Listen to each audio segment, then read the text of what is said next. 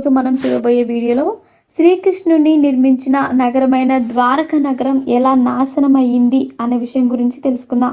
శ్రీకృష్ణుడు తన మావయ్య కంసుడిని సంహరించిన తర్వాత అతని భార్యలైన హస్తి మరియు ప్రస్తి తన తండ్రి అయిన జరాసంధుడి దగ్గరికి వెళ్ళి తన భర్తను చంపిన శ్రీకృష్ణుని చంపాలని అడిగారు.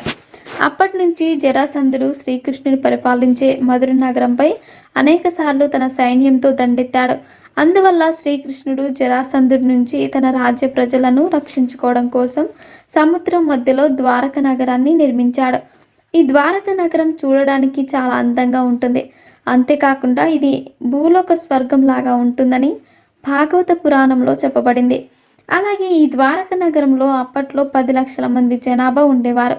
అంతేకాకుండా ఈ నగరంలో ఉండే రాజులు తమ ప్రజలతో సమావేశం అవడానికి సుధర్మ సభ ఉండేది. అలాగే శ్రీకృష్ణుడు ద్వారక నగరానికి